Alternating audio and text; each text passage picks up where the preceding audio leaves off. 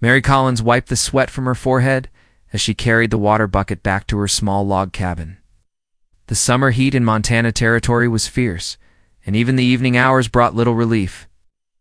She had been living alone on this patch of land for 3 months now, ever since her husband Peter died from a fever. The silence around her home felt heavy, broken only by the sounds of crickets and the distant howl of coyotes as she walked up the dirt path to her front door. Something caught her eye near the edge of her property. At first she thought it might be a fallen tree branch, but as she looked closer, her heart began to race. There, lying motionless in the tall grass, was a man.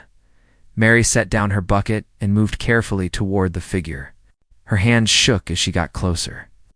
The man was clearly a Native American, wearing buckskin clothing that was torn and stained dark with blood. His long black hair was matted, and his face was pale beneath his bronze skin. A feathered band hung loose around his forehead. She knelt beside him and placed her hand near his mouth. Thank goodness, she could feel his breath. Weak, but steady. He was alive, but just barely. Blood had soaked through his shirt near his left shoulder. She could see where a bullet had torn through the leather. Mary's mind raced with fear and uncertainty. She knew the dangers of the frontier. Tensions between settlers and the local tribes had been growing worse each month. Just last week, she had heard stories from other settlers about raids and attacks. Many people in the nearby town would tell her to leave this man where she found him, or worse.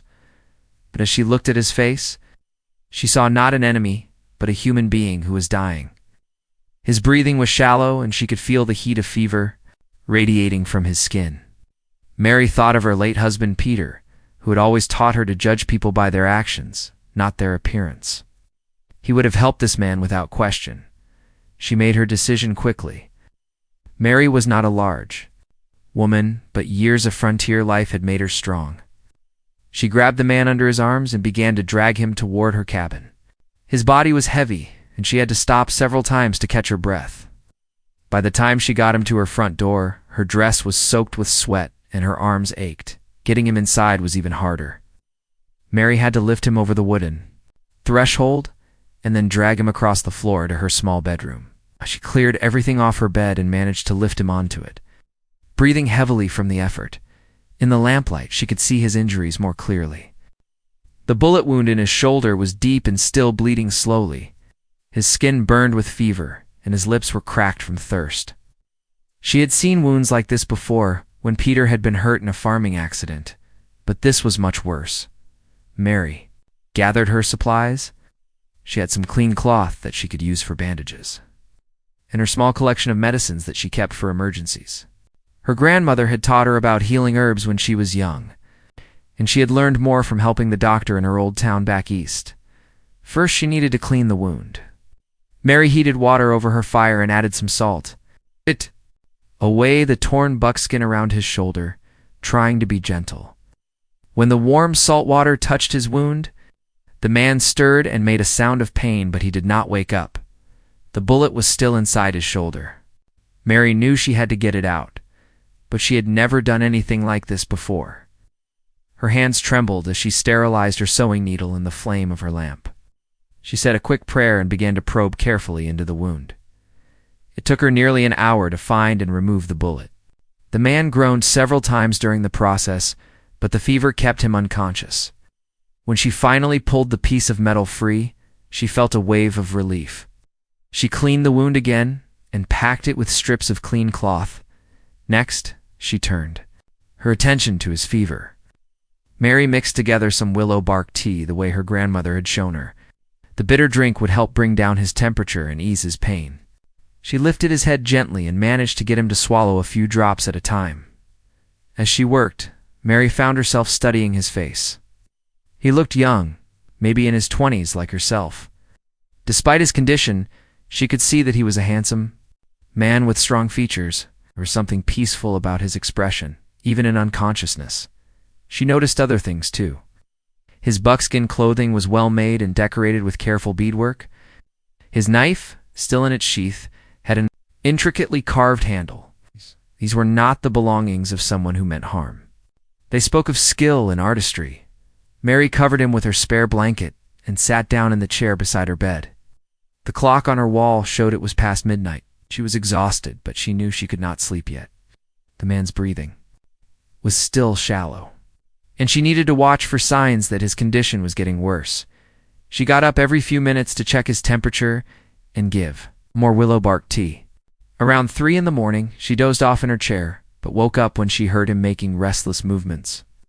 His fever seemed to be breaking, and his breathing was getting stronger. As the first light of dawn began to show through her windows, Mary finally allowed herself to relax a little. The man was still unconscious, but his color was better and his fever had dropped. She had done everything she could for now, but as she sat there in the growing daylight, Mary began to worry about what would happen next. When this man woke up, would he be grateful or angry? Would he try to hurt her? And what if his people came looking for him? What if other settlers found out what she had done? Mary pushed these fears aside. She had made her choice based on what she believed was right. Whatever happened next, she would face it with the same courage that had brought her to this wild frontier. For now, she would continue to care for this wounded stranger and hope that kindness would be stronger than fear. Mary woke up in her chair as the morning sun streamed through her cabin windows. Her neck was stiff from sleeping in an awkward position, but she quickly turned her attention to the wounded man on her bed. He was still breathing steadily, and his fever seemed to have broken during the night. She placed her hand on his forehead, and was relieved to find it much cooler than before. She went to her kitchen and prepared a thin broth from some dried beef and vegetables. If he woke up, he would need something light and easy to digest. Mary also gathered more clean cloth and herbs to change his bandages. The wound needed to be kept clean to prevent infection. Around midday, as she was sitting beside the bed mending one of her dresses, she heard a soft groan. The man's eyes fluttered open, dark brown and confused. When he saw Mary sitting there, his whole body tensed and he tried to sit up quickly. The sudden movement caused him to wince in pain and fall back onto the pillow. Mary held up her hands to show she meant no harm and spoke in a gentle voice. "You are safe. You were hurt. I helped you." She pointed to his bandaged shoulder and then to herself. "Mary," she said slowly, touching her chest. The man stared at her with suspicious eyes, saying nothing. He looked around the small cabin, taking in the simple furniture, the cooking fire, and the windows with their cheerful curtains. His gaze returned to Mary, studying her face, as if trying to understand why a white woman would help him. Mary got up slowly and brought him a cup of cool water. She held it out to him, but he did not take it right away. Finally, his thirst won over his caution, and he accepted the cup. He drank it all in quick gulps, and Mary refilled it twice more. "Hungry?"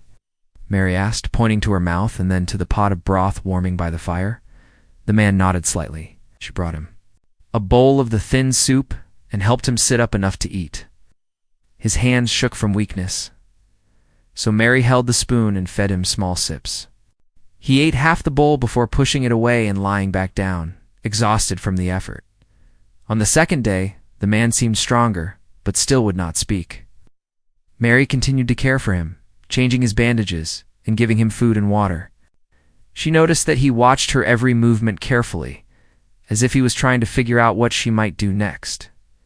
That evening, as Mary was preparing dinner for herself, she heard him say something in a language she did not understand. She turned around to find him looking at her with less suspicion than before. He pointed to himself and said something that sounded like running wolf. Then he pointed at her questioningly. "Mary," she said again, touching her chest. "Mary Collins?" It repeated her name slowly, his pronunciation careful. "Mari." Then he said his own name again, and this time Mary understood. It was Running Wolf. She smiled and nodded, feeling like they had made an important step forward. Over the next day, they began to communicate more.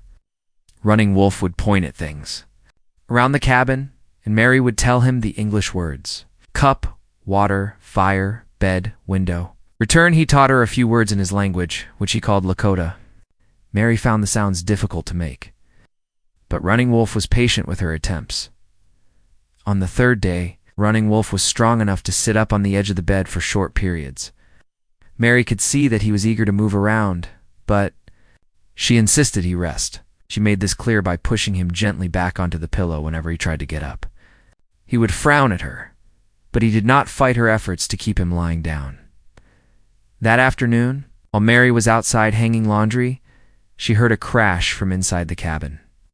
She ran in to find Running Wolf on the floor beside her water bucket, which had been knocked over. He had tried to get up and walk, but had fallen. Mary helped him back to bed, scolding him gently, even though she knew he could not understand all her words. "Must stay in bed," she said firmly, pointing at him and then at the bed. "Rest." She put her hands together beside her head, like a pillow to show what she meant. Running Wolf looked embarrassed by his weakness. He spoke in Lakota, and from his tone Mary could tell he was frustrated. She brought him some more broth and sat down beside the bed. "Tell me," she said, gesturing for him to talk. She wanted to hear his voice, even if she could not understand the words. Running Wolf looked at her for a long moment. Then he began to speak in his own language, his voice growing stronger as he continued. Mary could not understand what he was saying, but she could hear the emotion in his words. Sometimes his voice was sad, sometimes angry, and sometimes gentle. She nodded and made encouraging sounds, showing him that she was listening. When he finished speaking, Running Wolf looked directly into Mary's eyes. In his broken English, he said, "Soldiers shot me." He pointed to his shoulder. I was looking. He made a gesture with his hand over his eyes, like someone searching the distance. Mary understood that he had been scouting when he was attacked by soldiers. She nodded to show she understood, and her expression showed sympathy for what had happened to him. "Why you help?" Running Wolf asked her, his English words careful and slow. Mary thought about how to answer in words he would understand. "Hurt," she said simply. "I help hurt people." Running Wolf studied her face again, and Mary could see that he was beginning to trust her. That evening, when she brought him his dinner, he said, "Thank you, Mari." By the fourth day, Running Wolf was strong enough to help with small tasks while sitting on the bed. Mary brought him some of her mending, and he showed her how his people repaired leather clothing. His hands were skilled and steady as he worked. Mary was impressed by his craftsmanship that night. As Mary was banking the fire before going to sleep in her chair, Running Wolf spoke to her quietly. "My people," he said. "They look for me." Soon, Mary felt a chill of fear, but she tried not to show it. She had known this moment would come. "Will they hurt me?" she asked. Running Wolf was quiet for a long time. Finally, he said, "I tell them, you good woman, you save Running Wolf." His words were simple, but Mary could hear the promise in them. She nodded and tried to smile, hoping that his people would listen to him when the time came. By the fifth day, Running Wolf was able to stand and walk around the cabin slowly. Mary watched him carefully, ready to help if he became dizzy or weak. She could see that he was eager to regain his strength, but she also noticed how he winced when he moved his injured shoulder too quickly that morning. As Mary prepared breakfast, Running Wolf surprised her by getting up and walking to the window. He stood there for a long time, looking out at the prairie that stretched beyond her small garden. Mary brought him a cup of coffee, something she had been saving for special occasions. "What do you see?" she asked, standing beside him, Running. Wolf pointed toward the distant hills. "My home," he said in English, then added words in Lakota that Mary was beginning to recognize. She had learned that when he spoke in both languages, he was trying to share something important with her. "Far?" Mary asked. 2 days? "Horse," Running Wolf replied, holding up 2 fingers. Then his expression grew sad. "My horse ... gone." Mary realized that his horse must have run away after he was shot, or perhaps the soldiers had taken it. Without a horse, he was stranded here until he was strong enough to make the long walk home. "You stay until strong," Mary told him, touching his good arm gently. "No hurry." Over the next few days, Running Wolf began to help Mary with small tasks. Around the cabin, he could not do heavy work because of his shoulder, but he helped her prepare food, mend clothes, and organize her supplies. Mary was grateful for the company after months of living alone. As they worked together, they talked more. Running Wolf's English was improving quickly, and Mary was learning more Lakota words. She discovered that he had learned some English from traders who sometimes visited his people, He was curious about her life and asked many questions. "Why you live alone?" he asked one afternoon as they sat outside the cabin shelling beans from her garden. Mary's hands stopped moving for a moment. "My husband died," she said quietly. "Fever took him." Running Wolf nodded with understanding. "My wife, also dead," he said. "3 winters ago. Soldiers attack our camp. She and my son, killed." Mary felt her heart break for him. She reached over and touched his hand briefly. "I am sorry," she said. They sat in comfortable silence for a while, both lost in memories of the people they had loved and lost. Mary realized that grief was something they shared, something that made them understand each other better than words could. "You have family?" Mary asked. Running Wolf's face brightened a little. "Uncle, he is chief of our band, Standing Bear. Very important man." He drew himself up proudly as he spoke. "I am, how you say, scout for him. I find soldiers, other tribes, buffalo. I tell him what I see." Mary felt a new wave of worry. If Running Wolf was related to a chief, his disappearance would be noticed quickly. Important people would be looking for him. "Will your uncle be angry?" she asked. "That you are here with me?" Running Wolf thought carefully before answering. "He will be, surprised. "White woman help Indian man, this is not common thing." He looked at Mary seriously, but Standing Bear is wise man. He judged by actions, not by skin color. That evening, Running Wolf asked Mary to tell him about her life before coming to Montana. As they sat by the fire, Mary shared stories about growing up in Ohio, meeting her husband Peter, and their decision to move west to start a farm. "Why you come to dangerous place?" Running Wolf asked. "Peter wanted land of his own," Mary explained. "In Ohio, land is expensive. Here government gives land to people who will farm it and build homes." Running Wolf nodded. "Make my people. We not understand this. Land belongs to everyone, like air and water. How can one person own the grass and the sky?" Mary had never thought about it that way before. "It is different ways of thinking," she said. "Yes," Running Wolf agreed. "Very different. This makes trouble between our people." The next day, Running Wolf showed Mary how his people made tools and decorations. Using scraps of leather and some beads that Mary had in her sewing box, he created a small pouch with beautiful patterns. His hands moved skillfully, despite his injury, and Mary was amazed by his artistry. "You learn?" he asked, offering to teach. Heard the beadwork technique. Mary tried to copy his movements, but her fingers felt clumsy compared to his. Running Wolf was patient, guiding her hands and showing her how to make the tiny, even stitches. After an hour of practice, Mary had managed to create a small section of simple pattern. "Good," Running Wolf said, smiling at her work. "You learn quick." In return, Mary taught Running Wolf how to bake bread in her small oven. He had never seen bread made this way before, and he watched with fascination as she mixed the dough and shaped it into loaves. "My people make flat bread," he told her, "but not like this." When the bread came out of the oven, golden and smelling wonderful, Running Wolf tasted it carefully. His face lit up with pleasure. "Very good," he said. "Teach me make this." Mary showed him how to measure the flour and add the other ingredients. Running Wolf's hands were gentle as he kneaded the dough. Mary could see that he enjoyed learning new skills. As the days passed, Mary found herself looking forward to their conversations and shared tasks. Running Wolf had a quiet sense of humor that made her laugh, and his stories about his people and their customs fascinated her. She had never had a chance to learn about Indian culture from someone who lived it. One evening, as they sat outside watching the sunset, Running Wolf grew serious. "Mari," he said, "I must tell you something important." Mary felt her stomach tighten with worry. "What is it?" "I am not just Scout," Running Wolf said slowly. "I am nephew to Chief Standing Bear, but also I am war leader. Young men follow me in battle." Mary stared at him, trying to understand what this meant. War leader. "When soldiers attack our camps, I lead fighters to protect our people," Running Wolf explained. "Some white people, they call me Dangerous Man." Mary looked at this person who had been so gentle and helpful, who had carefully taught her beadwork and laughed at her clumsy bread-making attempts. "Are you dangerous?"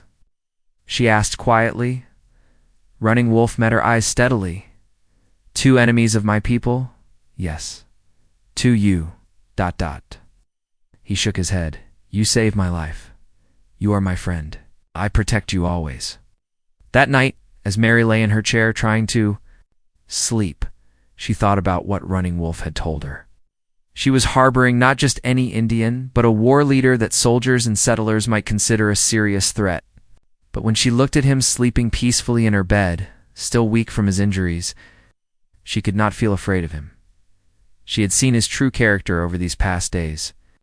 Whatever he might be to others, to her, he was simply Running Wolf. A man who had lost his family, who created beautiful things with his hands, and who treated her with respect and kindness. Mary woke up on the 10th morning with a strange feeling that something was different. The air seemed too quiet, even for the early dawn hours. She looked over at Running Wolf, who was sitting up in bed with his head tilted, listening carefully. Two sounds that Mary could not hear. "What is it?" she whispered. Running Wolf held up his hand for silence. His face was tense and alert, like a wild animal sensing danger. After a long moment, he turned to Mary with serious eyes. "They come," he said quietly. Mary felt her heart begin to race. "Your people?" "Yes. Many horses. They will be here soon." Running Wolf stood up slowly, testing his strength. His shoulder was much better now, though he still moved it carefully. "Mari, you must not be afraid. I will speak for you." Mary went to the window and peered out through the curtains. At first, she saw nothing but the empty prairie and the morning mist. Then, as the sun rose higher, she began to see them. Dark shapes moving across the grassland, still far away, but getting closer. Her mouth went dry with fear. "How many?" she asked. Running Wolf joined her at the window. He counted silently, his lips moving slightly. "Maybe 30, 40 warriors," he said. "My uncle brings many men to look for me." Mary felt weak in the knees. 40 warriors, all armed and probably angry that one of their own had been missing. For so many days. She thought about Peter's old rifle hanging above the fireplace. But she knew one gun would be useless against so many men. "What will happen to me?" she asked, trying to keep her voice steady. Running Wolf turned to face her, his expression gentle but serious. "You trust me, Mari. I tell them truth. You saved my life when you could have left me to die. You're good. Woman with kind heart." The sound of horses was getting louder now. Mary could hear the thundering of hooves and the calls of men speaking in Lakota. She went back to the window and saw them clearly now, a large group of warriors on painted horses. Their weapons glinting in the morning sunlight. At the front of the group rode a man who was clearly their leader. Even from a distance, Mary could see his proud bearing and the eagle feathers in his long black hair. His horse was magnificent, painted with symbols that spoke of many victories.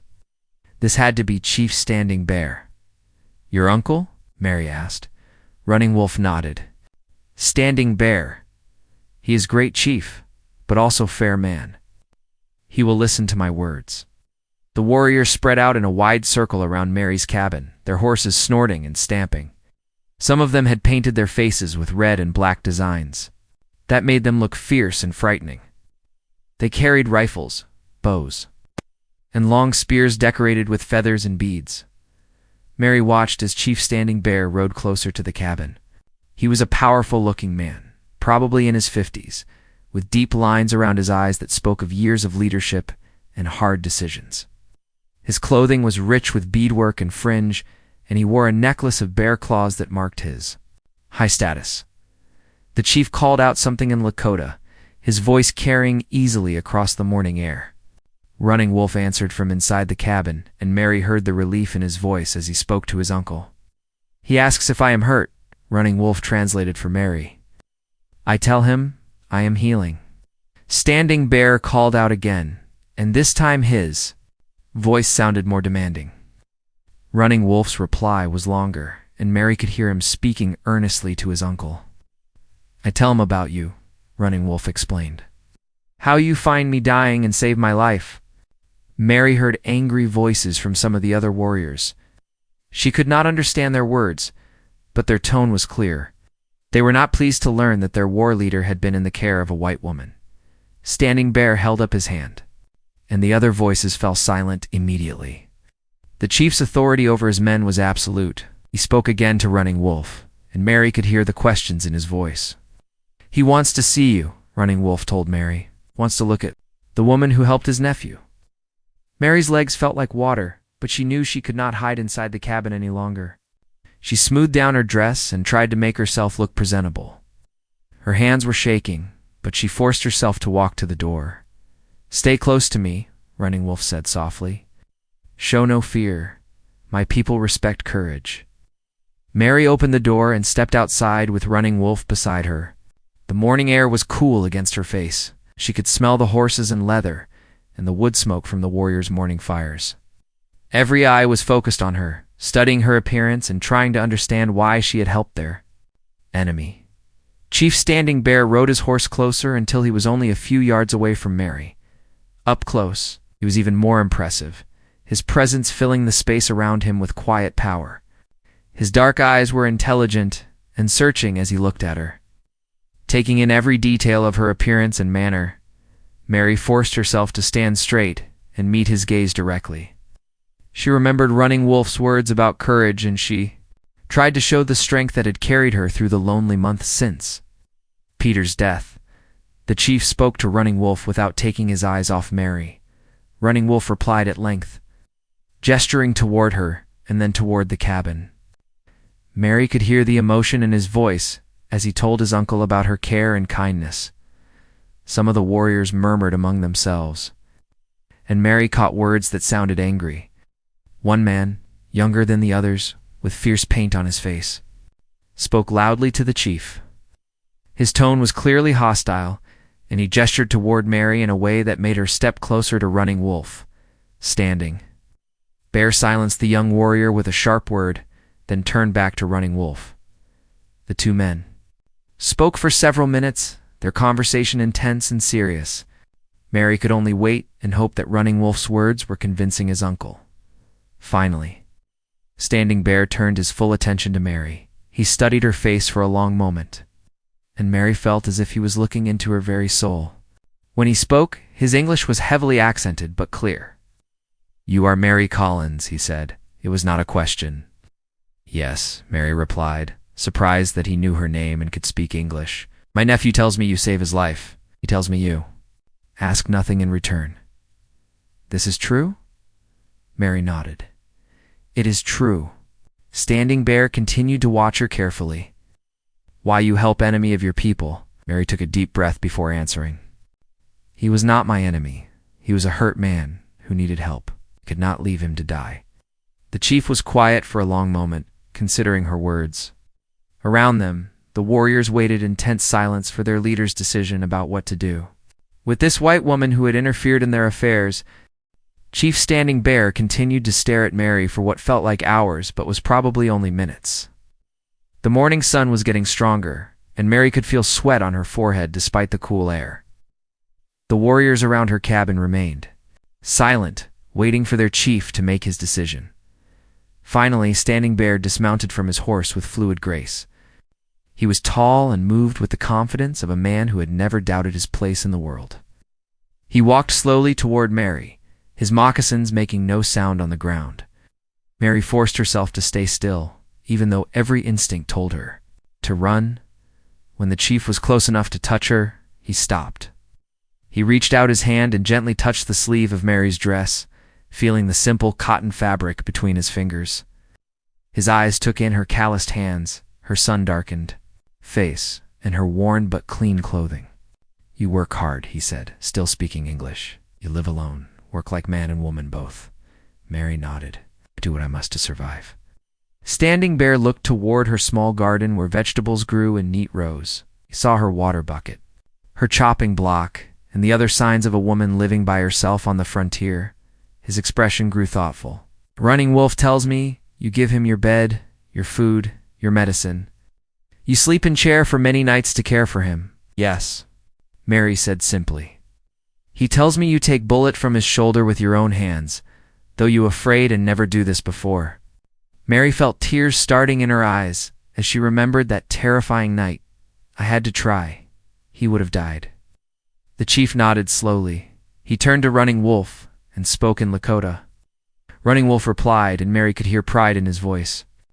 As he spoke about her, some of the warriors had moved their horses closer to hear the conversation, and their hostile expressions were beginning to change to curiosity.